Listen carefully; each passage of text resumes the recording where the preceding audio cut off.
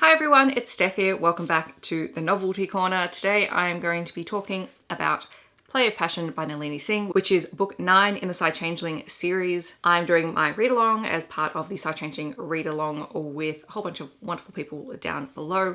I'll leave all the information. We are going to be talking about this book plus the 2 previous books in a live show at the end of the month. I have that linked down below. I believe it is going to be on the 27th of March for you if you are in the Northern Hemisphere. It's the 28th if you are in the Southern Hemisphere like me. And I'm looking forward to talking about this with everyone else.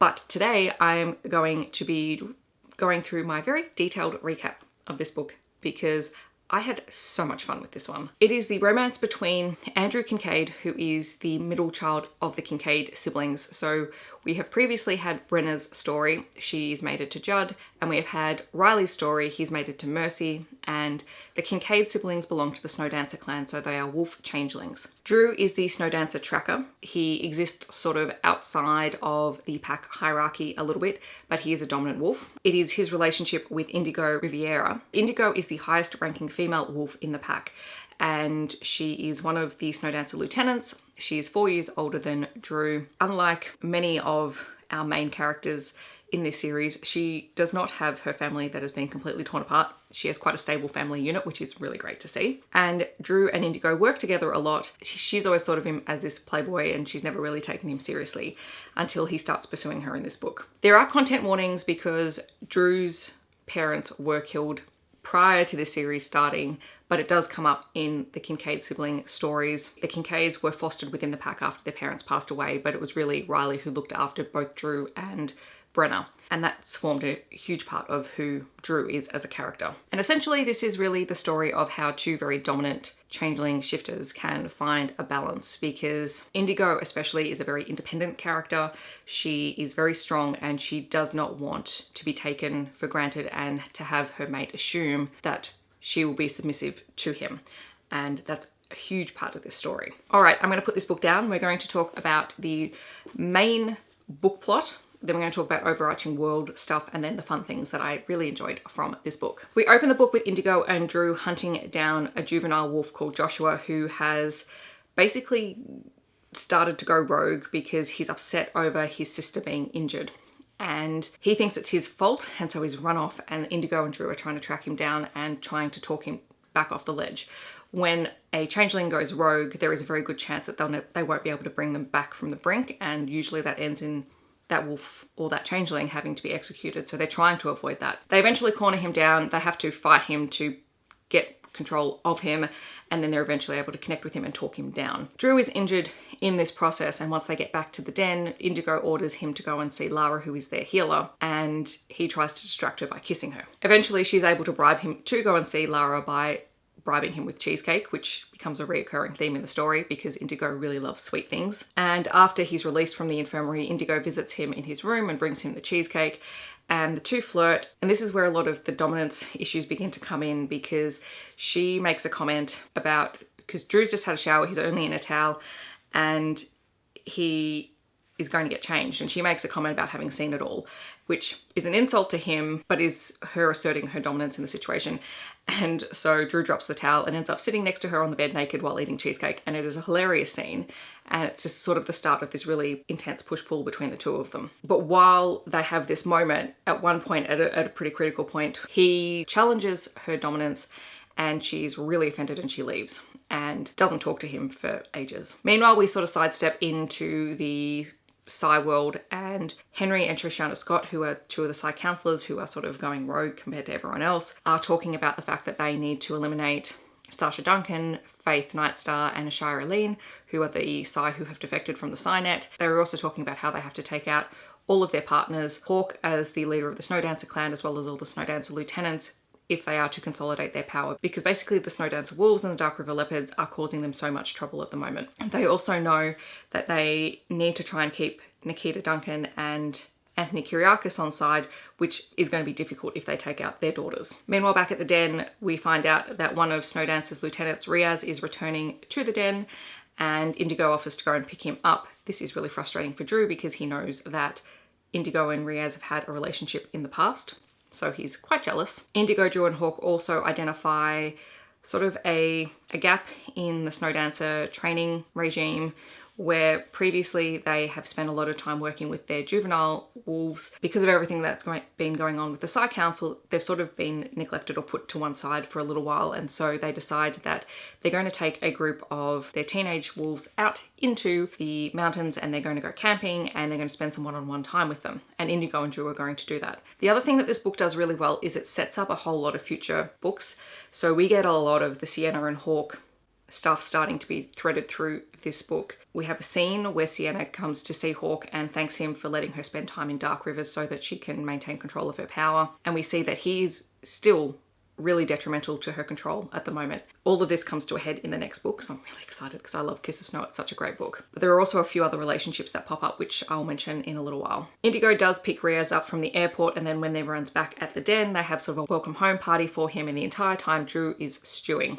And it's actually Judd who pulls him up, and the two end up going for a walk, and they talk a little bit about everything that's going on. Of all people, Judd is the one to offer Drew relationship and dating advice, and I think it is absolutely hilarious. But it's also a really great scene because it shows how much Judd has changed since the very first book to now, and how he's become a really big part of the Snow Dancer clan, and especially with essentially his brother-in-law, and that he's got this relationship with Drew. Meanwhile, Indigo is really stewing over the fact that she does have an attraction to Drew, and she talks to her mother Tara, who is a submissive wolf and is mated to a very dominant wolf. And they talk a lot about the relationship dynamics and how Tara feels within her relationship, and a lot about Indigo's childhood and how Indigo related to her father because they were both very dominant wolves. And it starts to help Indigo think through her current situation.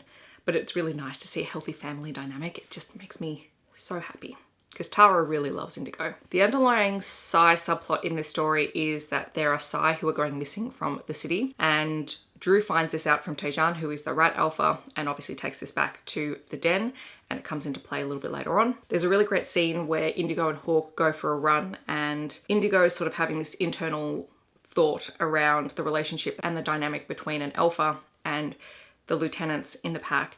And it's a really fascinating look at how that structure actually works, and how they are truly a family, and how the hierarchy is really important to the wolves. And at the end of the scene, it's Indigo who really tells Hawk that he should pursue Sienna. Previously, he's had people saying, no, you can't, notably Riley, who thinks of Sienna as his little sister. But Indigo actually thinks that Sienna would be good for Hawk, and she encourages him to do something about it, which Hawk rebuffs at this point. Riley and Mercy are in South America visiting Mercy's grandparents. They call home and they're talking to Drew and offering him more relationship advice about Indigo.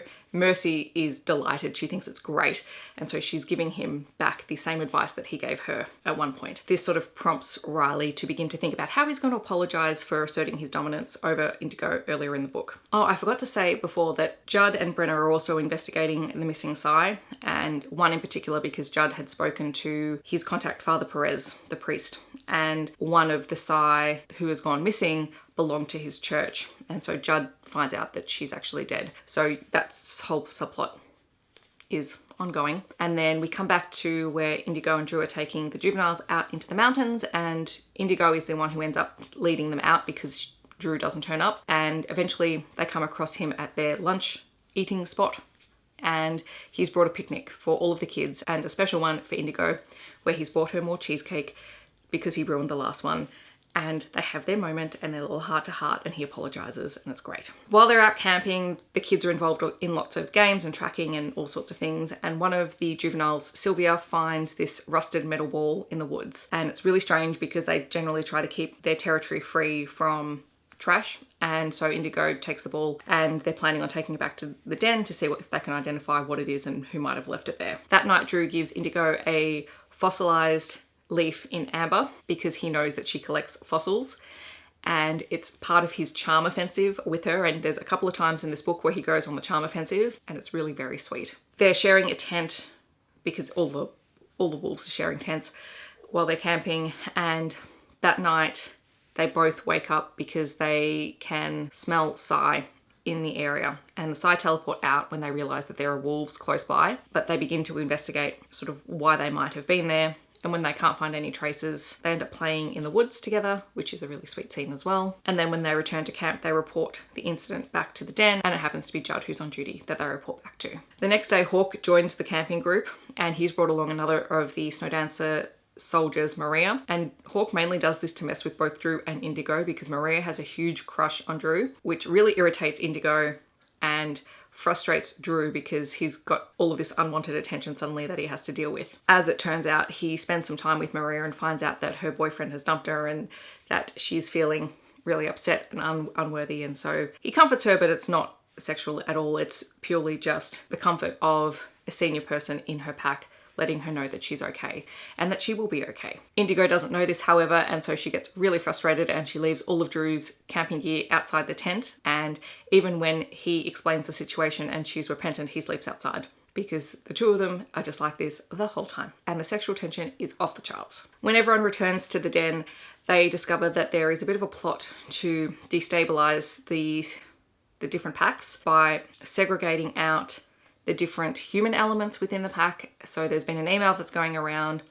that asks changelings whether or not they truly think that the humans that are part of their pack truly belong there. And most of the changelings are really offended by this, and so they pass the information on to Drew, who then passes it on to Hawk, and they're monitoring the situation. It doesn't actually do what it's intended, but the group behind it is a group called Purity, which everyone begins to suspect have ties to Pure Psy, which is the organisation that Henry Scott is involved in. At this point, Drew invites Indigo to dinner, but she doesn't give him an answer.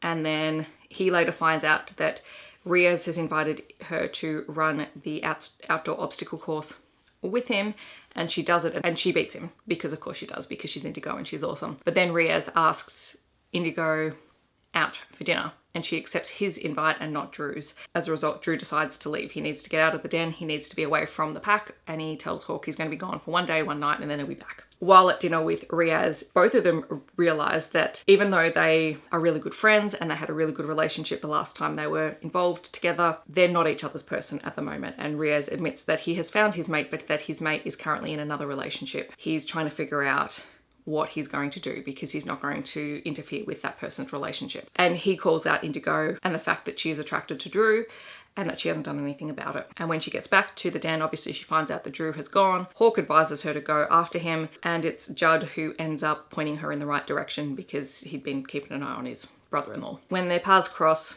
they argue a lot. Then when they get it out of their system, there's another scene where they play together in the woods, and then they have sex for the first time. Then there's a really interesting scene where they're talking, and Indigo realizes that this very carefree, easygoing, friend to everyone persona that Drew puts on is a way to make sure that people trust him, because his job within the pack is to track down anyone who goes rogue, and if necessary, it's his job to take them out or kill them. And it's a really awkward position because people know what he does and what his job is, and it could be really isolating for him, but he's very much a people person, and so he tries really hard to build these relationships with everyone and to make sure that people trust him and can come and see him, because what he actually wants to do is stop anything from happening in advance. He wants people to come to him if they're struggling before anything goes wrong. And it's part of one of the reasons why I really like Drew, because he's very conscious of all of this. It's not something that he does unconsciously. It is something that he's very aware of. He knows what his status is, and he knows that he's outside the hierarchy, and that throws a lot of people, and he knows that his job is one that could be really confronting to people, and he wants to make sure people are as comfortable around him as possible. While they're out, they stumble across another group of Psy planting those metal balls in the ground, the ones that Sylvia found while they were out camping. They end up informing the den. They get Brenner and Dorian from Dark River to come out and to assess the situation, and they realise that the Psy have been planting these transmitters in the ground in Snowdancer territory. So there's a bit of a search to find some more of them, and overall they discover 10 of these devices. And they're short-range transmitters. They're not quite sure what the Psy are doing with them. They eventually decide to remove them all, and in doing so, let the Psy know that they've found them. Drew has dinner with Indigo's family, and there he gets to meet her aunt Adria. Or Adria, I'm not entirely sure how they pronounce it. Adria is closer to Indigo's age than to Tara's age, and so they're essentially like siblings, really. And he begins to understand why Indigo is really hesitant about being with someone who is less dominant than she is, because Adria is in a relationship with Martin, and he really resents Adria's dominance. And he makes all of these really nasty comments all the way through dinner that grate on everyone around them. But Adria loves him, and so she lets him get away with it. And for Indigo, that's been really formative because she can't stand the way that her aunt is treated, and she doesn't want that to be her. All of this is really important because this sets up the fact that Adria is going to have a story. Her book is book 11. Yes, book 11. And I'm actually really looking forward to reading that one because I remember that was one in particular that I wasn't sure how I felt about it the first time that I read it. And I really, really want to go back and read it now, especially having reread everything in really close succession. I want to go back to that one. So Indigo and Drew's relationship is going great until there is an accident and Sylvia falls down a cliff, and Indigo is in charge of organising a rescue mission to bring her back to the den. And while she's in the middle of coordinating everything, Drew directly challenges her authority in front of everyone. And it does not go well. It goes really, really badly. She basically calls it quits. She says that we're done. That's it. You cannot do that. And we're over. Drew is devastated. He knows that he's done the wrong thing, and he basically knows it as soon as he does it, but he can't help himself. This begins Charm Offensive 2.0, in which he leaves roses in her locker, he covers her bedroom in chocolate kisses, and he sends desserts to her at all times during the day. He leaves this stuffed toy wolf outside her door with a letter in it. Even though she's mad at him, she becomes to really enjoy these little things that just surprise her during the day. Like, she's looking out for them. And the entire den is watching with amusement because they think the whole thing is hilarious. They are really rooting for Drew at this point, which is not to say that they don't understand Indigo's viewpoint, and they certainly don't judge her for being upset and angry with him. But everyone loves a good charm offensive, don't they? And he's knocking it out of the park. The letter that he left with the stuffed wolf is actually an invitation inviting Indigo to his goodbye dinner. And she eventually meets him for the dinner, and he tells her that he's planning on leaving and joining Winterfire, which is another wolf pack, because they clearly can't be together in the same pack because the hierarchy is throwing her and she clearly doesn't want him. And of course, this is all reverse psychology to basically goad her into admitting that she does miss him and that she does have feelings for him. There's a lot of outdoor sex in this series, but this is the first time there's like public sex because they have sex in the restaurant, which is a really hot scene. Then we learn that Drew as a wolf has been growing in dominance his entire life, and he's still growing in dominance. It's something that his brother points out. And there is the possibility that one day he will end up as a more dominant wolf than Indigo. And it's not said that he is at the moment. He's still very much the way that he is. And so it really forces Indigo to think about their dynamic and the fact that maybe they are actually good for one another. They just need to find their balance and they need to find how to work with one another. And so there's a lot of conversation around that. They eventually realize they're in the mating dance when Drew attacks one of the other Snow Dancer lieutenants for touching Indigo. Just as they figure this all out, they realize that the Psy have actually planted other devices within the trees because the wolves don't tend to look up because they're not tree climbing animals. And so they find out the Psy have been keeping tabs on all of them with cameras that have been really cleverly hidden. So they recruit some of Dark River to help them find all of these devices and begin to dismantle them. Meanwhile, Riley and Mercy have returned from South America, and Mercy and Indigo have this very great heart-to-heart about what it means to be dominant females pursued by dominant male characters and what it means to be involved in the mating dance and how to work that relationship, which is really nice to see. Obviously, this is all leading to the Psy attacking the Snow Dancer clan with the intent to kill Hawk. And as one of their shooters is about to take Hawk out, Drew jumps in front of his alpha and takes a bullet for him, which is the second time that Drew has jumped in front of someone to take a bullet for them. The first time was in Caressed by Ice. He is mortally wounded in this encounter, and he only survives because Indigo accepts the mating bond and basically tethers him to life until they can get him to Lara and she can begin to heal him. And then eventually Drew wakes up, and that's sort of the end of the main plot of the story. In terms of world plot, in this book, we get lots of hints at the Hawk and Sienna relationship, but we also get the first hints of Walker and Lara's relationship, and that's at Riaz's welcome home party. We have Judd continuing to visit with Father Perez, and that's where he finds out that some of Perez's congregation are actually Psy, and that some of them have gone missing, and Perez asks for Judd's help in tracking them down and trying to find out what happened to them. We continue to see Nikita and Anthony's alliance growing. The two of them meet in Faith's old house and they discuss the changeover in the leadership of the Arrows, and they're beginning to wonder who's going to fill the void now that they're no longer answering to Ming Lebon, and they're discussing whether it could be Vasek or Caleb or Aiden who takes control. In this book, Hawk makes Drew the Snowdancer liaison with Windhaven, which are the Falcons. So we met the Falcons in an earlier book, and so we're starting to get more links with them. Obviously, Henry Scott has had another failed plan, and so now his plan is to literally burn San Francisco to the ground, because San Francisco is where the two changeling packs live. It's also where Nikita and Anthony live, and so he sees all of them as this barrier to him taking control of everything. We also see the first interaction between Dev and the Snowdancers. So when they discover all of the cameras and bits and pieces in the trees, Lucas connects Hawk to Dev because Dev has the affinity of being able to identify and find technology. And Hawk and Dev strike a deal in order to have Dev come into Snowdancer territory and to help them locate all of these devices and try and get Psy control out of the territory. And then at the very, very end, you have Snowdancer Dark River, Nikita Duncan with Max and Sophia, as well as Anthony and his son Tanique, all meet to discuss a very uneasy alliance. But in this discussion, we find out that Nikita no longer supports the silence protocol. She knows that they all need to work together because the Scots are a very real danger to all of them. And we also find out from Anthony that a lot of the Nightstar clan's FSI have foreseen blood, death and fire in their future, and so they need to try and figure out a way to stop it. So this is really the start of that alliance between all the different groups, and it's fantastic. I'm so excited for the next books.